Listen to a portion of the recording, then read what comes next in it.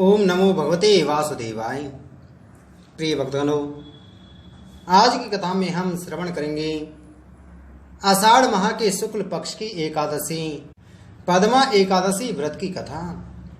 धर्मराज युधिष्ठिर ने कहा, हे जनार्दन, अब आप आषाढ़ माह के शुक्ल पक्ष की एकादशी का नाम बतलाएं और उस दिन कौन से देवता की पूजा होती है, उसकी विधि क्या है तथा उसकी व्रत कथा भी विस्तार से बतलाइए। जनार्दन बोले, हे धर्मराज, एक बार नारद ऋषि ने भी श्री ब्रह्मा जी से यही प्रश्न पूछा था।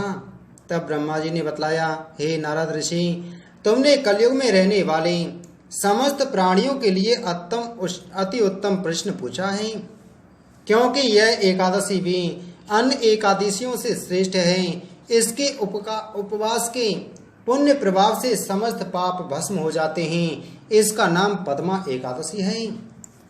इसके व्रत करने से विष्णु भगवान प्रसन्न होते हैं। मैं एक प्राचीन कथा कहता हूँ, अतः धैर्य पूर्वक और मन लगाकर इसका श्रवण करो। प्राचीन काल में सूर्य वंश में मानधाता नाम का एक राजा था। वह एक चक्रवर्ती राजा था। वह अपनी प्रजा का पुत्रवत पालन करता था। उसके राजकोष में अपार धनराशि थी तथा प्रजा भी धन दान से परिपूर्ण और धर्मपरायण एवं शांति से रहती थी। एक बार उसके राज्य में भीषण अकाल पड़ा। नदी नाले सूख गए, जमीन बंजर बन गई। प्रजा भी अन्न के अभाव में अत्यंत दुखी हो रहने लगी। यज्ञ आदि सब कार्य भी अकाल पड़ने से बंद हो गए। एक दिन प्रजाजन ने राजा से कहा, हे नरेश, सारे संसार की समृद्धि का आधार जल है, जो हमें वर्षा से प्राप्त होता है। वर्षा के न होने से हमारे राज्य में अकाल पड़ा है। अकाल के परिणाम स्वरूप प्रजा मर रही है। हे नरेश, आप इसका कुछ उपाय सुझाएं ताकि प्रजा का दुख दूर हो। इस पर राजा मानधाता ने कहा, हे प्रजाजनों, वर्षा न होने से प्रजा अत्यंत दुखी है। राजा द्वारा कभी भी किए गए दुष्कर्मों का परिणाम प्रजा को भी भोगना पड़ता है। परंतु बहुत सोच विचार के बाद भी मुझे अपना कोई दुष्कर्म याद नहीं आता है। मैं हृदय से आप लोगों का दुख दूर करने के लिए प्रयत्नशील हूँ। कुछ विचार करके राजा मानधाता विष्णु भगवान का पूजन कर राज्य के कुछ मुख्य जनों के साथ इस समस्या के हल के लिए वन की ओर चल दिए। वन ऋषियों के आश्रम में घूमते हुए अंत में ब्रह्मा पुत्र ऋषि राज अंगिरा के आश्रम में जा पहुंचे।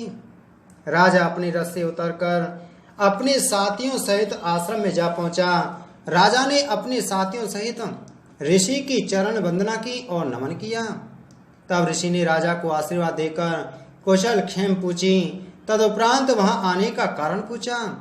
राजा ने भी ऋषि राज को अपने राज्य में पड़े अकाल के बारे में विस्तार से बतलाया कि वहां 3 वर्ष से वर्षा नहीं हुई है, और कहा कि शास्त्र अनुसार राजा द्वारा किए गए किसी दुष्कर्म के कारण ही जनता को दुख मिलता है। मैं धर्मानुसार राज्य करता हूँ, फिर भी अकाल कैसे पड़ा, इसका अभी तक मुझे पता नहीं लग सका।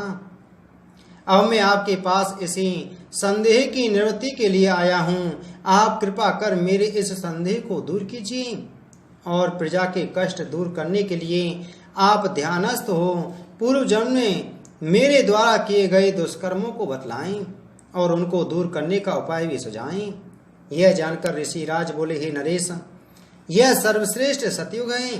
सतयुग में धर्म के चारों चरण मिले होते हैं। अतः वेद शास्त्र पठन पाठन का अधिकार इस युग में केवल ब्राह्मणों को होता है। परंतु आपके राज्य में एक शूद्र भी तपस्या में लीन है। इसी दोष के कारण आपके राज्य में वर्षा नहीं हो रही। यदि आप उसका वध करवा दें तो अकाल का संकट टल जाएगा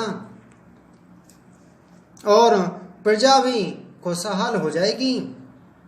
राजा ने कहा, हे ऋषिराज, मेरे राज्य में उस निरपराधी शूद्र को जो तपस्या में लीन है मारना वर्जित है।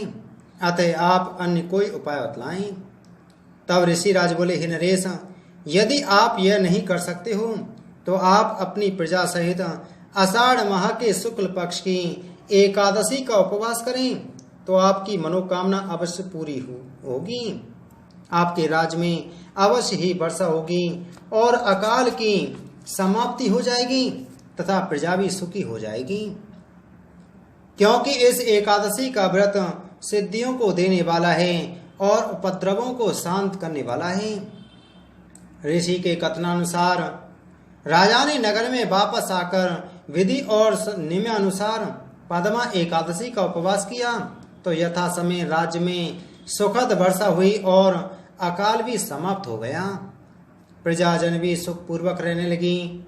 यह एकादशी देवसेनी एकादशी भी कहलाती है। इससे स्वयं विष्णु भगवान भी अति प्रसन्न होते हैं। मोक्ष गति पाने की कामना करने वालों को इस एकादशी का उपवास अवश्य करना चाहिए। चातुर्मास उपवास भी इसी एकादशी